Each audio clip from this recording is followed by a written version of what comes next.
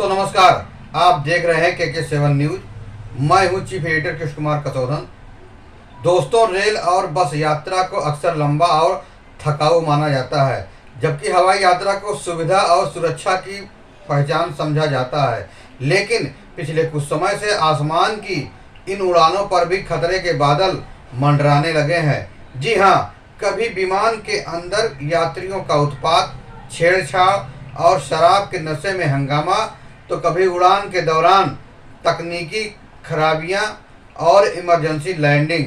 हालात ऐसे हो गए हैं कि यात्रियों की जान ही नहीं बल्कि चालक दल के सदस्यों की सुरक्षा भी दांव पर लगती नजर आ रही है।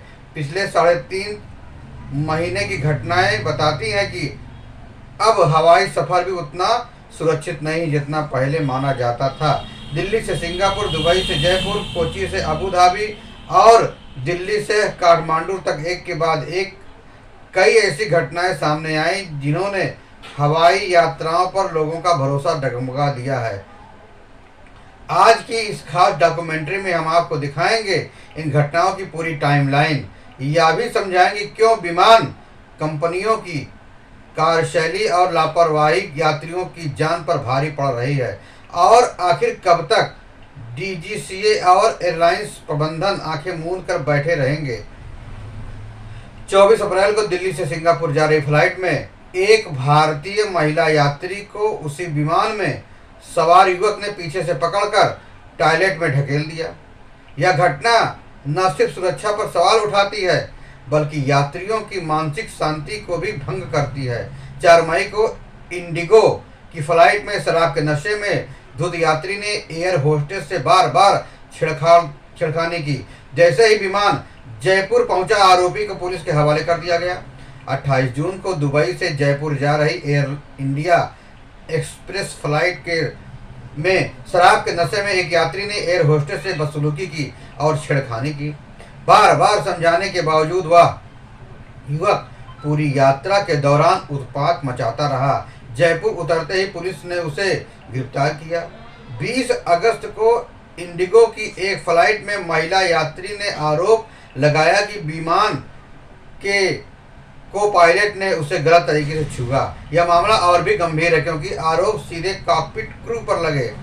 6 सितंबर को कोच्चि से अबू धाबी जा रहे इंडिगो विमान में अचानक तकनीकी खराबी आ गई। विमान में 180 यात्री और चालक दल के 6 सदस्य सवार थे।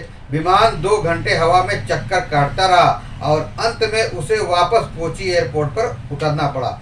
11 सितंबर को दिल्ली से काठमांडू जा रहे स्पाइस जेट विमान के पिछले हिस्से में आग लगने की आशंका हुई। पायलट ने सूझबूझ दिखाते हुए विमान को सुरक्षित दिल्ली एयरपोर्ट पर उतारा।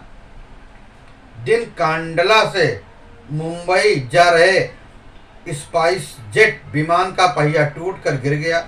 पायलट ने इमरजेंसी लैंडिंग की और 78 यात्रियों की जान बचाई। यह घटना विमानन कंपनियों की तकनीकी तैयारी पर गंभीर प्रश्न खड़े करती है। इसी दिन एयर इंडिया की दिल्ली से सिंगापुर जाने वाली फ्लाइट को उड़ान भरने के कुछ ही देर बाद वापस लौटना पड़ा क्योंकि केबिन का तापमान अचानक बढ़ गया था। 12 जून 2025 को अहमदाबाद से लंदन जा रही एयर इंडिया फ्लाइट उड़ान भरने के कुछ ही सेकंड बाद ही आग की चपेट में आ गई। इस भीषण अग्निकांड में चालक दल सहित 274 लोगों की मौत हो गई। यह घटना भारत के विमानन इतिहास की सबसे बड़ी त्रासदियों में से एक मानी जाती है। तो आपने देखा, पिछले कुछ ही महीनों में हवाई यात्रा के दौरान घटित घटनाओं की यह पूरी श्रृंखला है।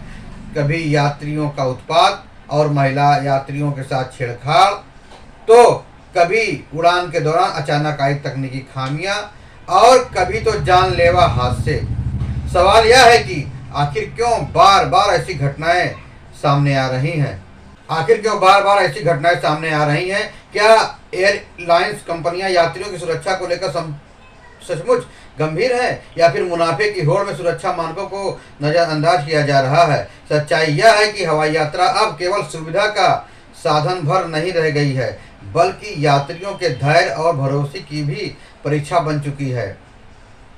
अहमदाबाद, अग्निकांड जैसी भीषण दुर्घटना हमें चेतावनी देती है कि जरा सी लापरवाही कितनी बड़ी त्रासदी में बदल सकती है।